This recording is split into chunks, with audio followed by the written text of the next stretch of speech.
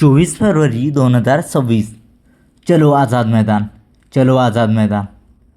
माझा रोजगार माझी लढाई. 2022मध्ये सुरू करण्यात आलेली योजना ही खाजगी क्षेत्रात प्रशिक्षण दिले जात होते.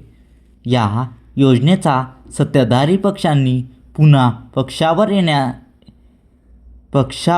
सत्तेवर येण्यासाठी या योजनेचा फायदा घेतला.